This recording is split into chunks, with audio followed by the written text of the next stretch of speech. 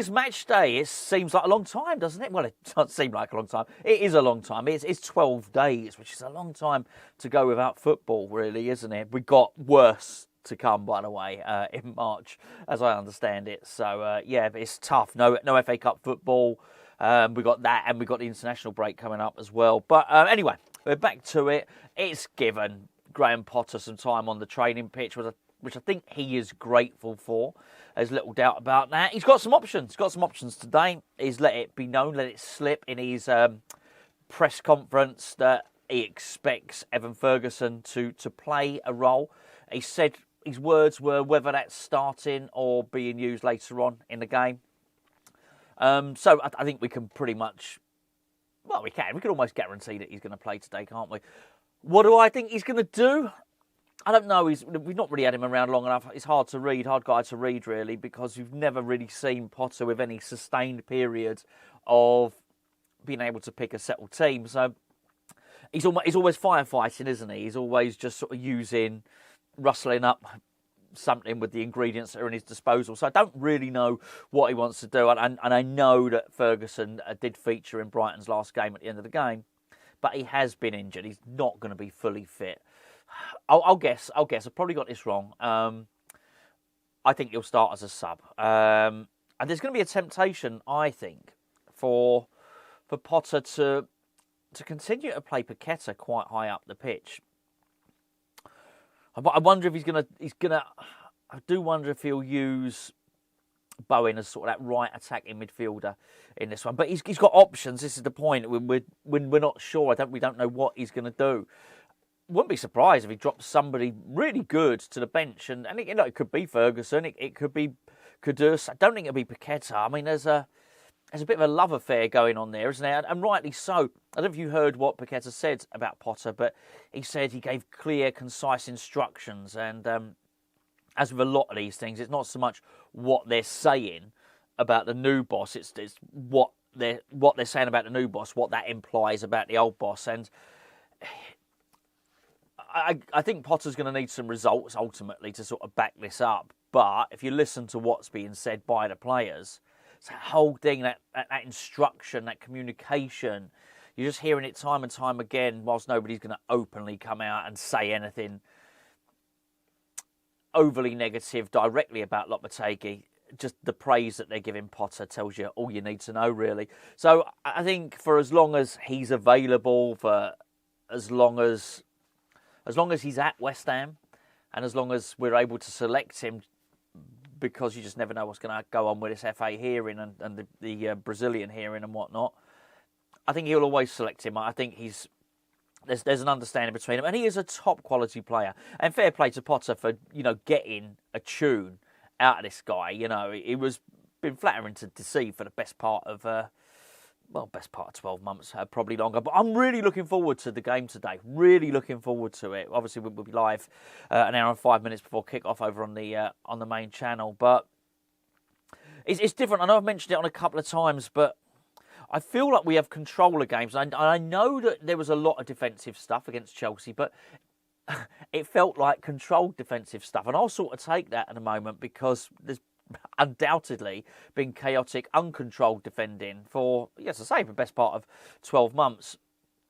I do think this is a good opportunity for us here. And I do, obviously, as we mentioned in the preview, if you watch the preview, myself and Gio, was it 2 wins and 11 from Brentford? Something like that. I wouldn't say they're for the taking, but I think we should have the better motivation. I think we've got so many players back. I guess it leaves, what's he going to do in defence, really? And I think a little bit of a worry there, given the pace and the direct running of, I keep wanting to call him Shart, which is something very, very different. But if we go with it, if we go with Shart, Wissam and Buemo, Damsgaard, loading up the bullets, so to speak, I think it could be a little bit of a test if you're going to have sort of Soufal and Cresswell there. So will he be tempted to rush back to Debo? I think not, because he did say Debo's going to make the squad, but he's he's not really trained. So, yeah, make the squad. I think he's going to be used as a substitute. I think that's fair enough. I think we'll probably see Wan-Bissaka at right wing back. He's got a decision to make with Mavropanos here. And look, don't shoot the messenger. I'm not saying I would necessarily select him. I wouldn't be surprised if Potter did select Mavropanos, and I know that goes against what we've been saying for the last couple of days, which Mavropanos is probably on his way out of West Ham, but it wouldn't surprise me at all. Oh, while I've got you, while I got your attention, make sure you got your match bingo cards in if you've not done so. If you're wondering what match bingo is, it's a game we've been playing on this channel for maybe a year or so now. Anyway, it's basically a combination of bingo and football. Rather than having numbers on a bingo card, you've got stuff that happens in a football match: goal kicks, corners, throw-ins, goal, shots, substitutions, that sort of thing. There's only 15 things. You get a bingo card. It costs £2, basically. You get a bingo card, and there's 15 things that have got to happen on it. So there's 3 lines of 5. But it's a bigger prize pot, actually. I think there's a £350, 300 plus pound prize pot for this one. First person to get the first line wins. Second line wins. Full house, they win. And then there's a bonus pot as well. We've had well over 150 winners. It's probably we stopped counting, probably closer to 200 to be fair, just from you guys that watch Hammers Chat and have basically signed up for it. If you're going to sign up for it, you've not done it before, please use the link below. Links in the description. And by the way, if you've already downloaded it, and I suspect the majority of you have, just go and check. It's always worth going to check to see if you've had a winner or something like that. You may well find you've got a couple of quid in the pot, and at £2 a card. I would say bet responsibly. I always say bet responsibly, but the stakes on this thing are very, very low. A lot of fun to be had as the game's going on. Did you see Mikel Antonio doing some exercises? That was at Rush Green. He was doing those exercises apparently before he flew out to Dubai. Now, a top source, if you want to say that, at the club has said he could play before the end of the season. That would be miraculous. I mean, and brilliant. And absolutely brilliant. Now, West Ham have got a year option on him. So his contract runs out at the end of the season. West Ham have got a year option. I don't really want to spend any time talking about that, truth be known. I just thought it was worth mentioning. It's just great. It's great for him that he's back in the gym. It's great for him that he's getting back to fitness, and that you can dangle the carrot in front of him to say, you keep up your fitness and you keep it going. You could well be featuring and play again for West Ham this season. It'd be a magnificent. What a boost for everyone at the club that is, and of course Antonio himself, who he's had such a nasty accident. I don't know if you read or you heard of his statement he put out afterwards. He's clearly got a new zest for life, and he's just absolutely delighted to still be here, quite frankly. And I think you see the best of people under such circumstances. So I'm absolutely thrilled for him. It would appear that Nicholas Füllkrug, who was out in Dubai at the same time with Mikel Antonio, because we've got some sort of partnership with a medical centre out there, or sort of physio centre, and they were both out there together. Both could be back by April, by the way. That's what you're hearing. So we could have this weird old situation where West Ham have... It's not going to happen because someone else will get injured. It's just West Ham got to strike a curse. In fact, this couldn't happen at West Ham, that West Ham could have Füllkrug, Antonio, Evan Ferguson and Danny Ings all available, and we'll give Graham Potter, he won't know what sits him really if he has a selection dilemma like that. I am just going back to Ferguson. I'm looking forward to seeing him play. We have had a slither, 13 minutes, 13 solitary minutes of how Potter might like his team to play with a target man. We saw that with Glenn Murray. He really, really, really liked that. He really liked that centrepiece, what we call it, centrepiece, whatever it might be, the sixpence in the Christmas pudding, so to speak. He really liked that focal point in the attack, didn't he? So I'm really, really interested to see it.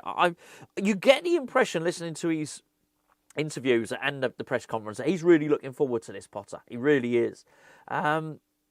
It's nice. I think it's just nice to be able to look forward to a game. It's just nice. It's just nice to be in a good mood, I think, is what I'm saying. With a game coming up, I just didn't have that with Lopetegui. I think I had I had hope, and I think when he first started, particularly when you didn't really know what you were going to get, I think the first couple of games, sort of life was sucked out of you straight away, really, wasn't it? Because we lost our first game of the season against Aston Villa. It was Duran, so yeah, I think it's nice. Feel like he got a bit of a spring in our step now, and I think that we got that as fans. But I also think that you can notice it in the players, from what the players are saying, the way they're training, and the way Potter comes across in these interviews. I just think he's doing really, really well. Look, it does get to a point. He's going to have to get some results. It's no good just talking a good game. But I did mean what I said with Potter. I do want to give him time. I do want to, even if we get a run of unfavourable results, he deserves to carry on getting his players in, to carry on getting his staff in, to carry on building something in his image. And if, in the meantime, we get some results along the way, then that's great as well. But this is the thing. I feel like we're in games now. We're in them. Even the Chelsea one, we were in it. We were, dodgy officiating and all the rest of it, but we're in the games. And I think if he could do that with the ramshackle squad that he had, then why not with more players at his disposal? He's got some attacking options. He's got some substitutes. He's got two creative midfielders now. He obviously missed Alvarez last week and missed Paqueta. Those are big misses, and now, maybe one of them's going to, maybe Soler's on the bench and Paqueta starts or whatever. Maybe Ferguson starts and Kudus is on the bench or whatever the case may be, but he has options now. He can impact the game. And, I think it's brilliant. Absolutely brilliant. So there you go. Right, so join us an hour and 5 minutes before kick-off, obviously. We'll do the build-up show. We'll have a little cheeky little bet. I'm sure we'll be feeling fruity. Before that, and by the way, thanks for everybody that's asked. Jeff is recovering really well from his operation, by the way. Jeff the dog, recovering really, really well.